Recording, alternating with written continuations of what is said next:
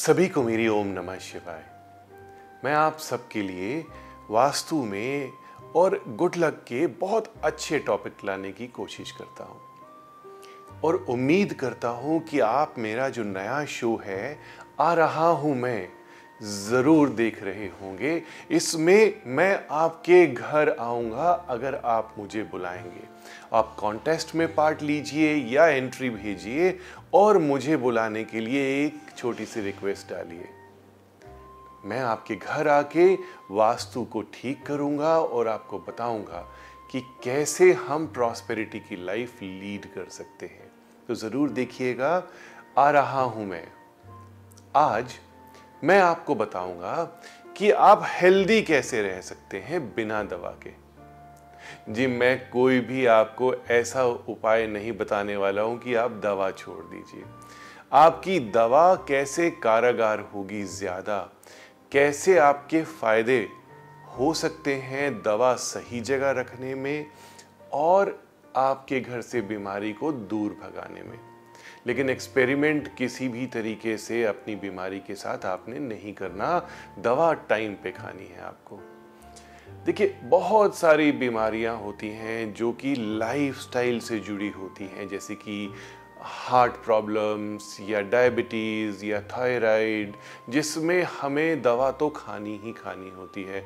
और कुछ ऐसी आजकल की प्रॉब्लम्स चल रही हैं, जैसे सभी लोग जानते हैं 2 से 3 साल हो गए हम मल्टीविटामिन्स ले रहे हैं, हम टॉनिक्स ले रहे हैं, हम अपने इम्यून को ठीक करने की कोशिश कर रहे हैं।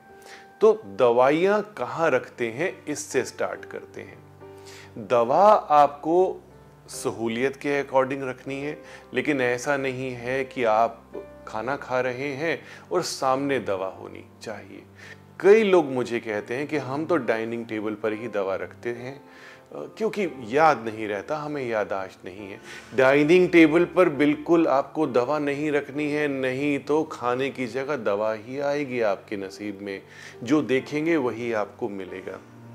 बेड साइड पर बहुत से लोग दवा रखते हैं, तो ऐसा नहीं करना है आपको। बेड साइड पर तो हमारे सबकॉन्शियस में वो मेडिसिन चली जाएगी।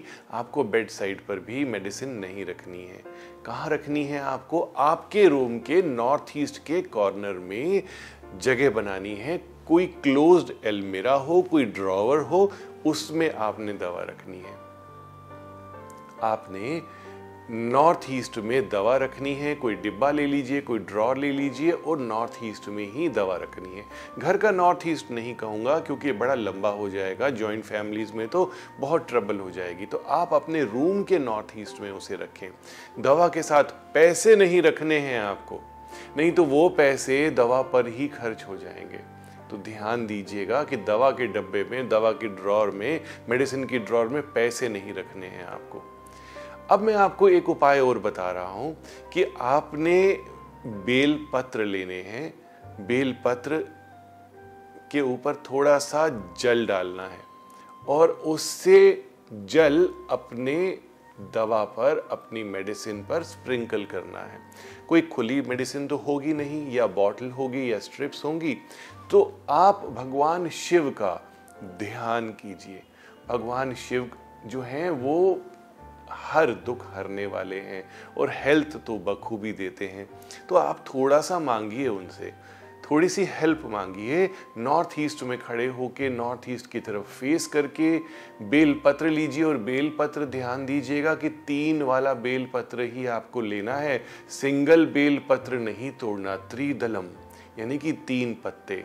तो आपने जल लेना है किसी लोटे में और भगवान शिव को याद करना है और थोड़ा सा स्प्रिंकल करना है। डेली कर सकते हैं, सोमवार वाले दिन कर सकते हैं, बहुत बेहतर रहेगा। दवा आपके जीवन से कम होती जाएगी, ये मेरा वादा है। एक उपाय और दे देता हूँ दवा से रिलेटेड।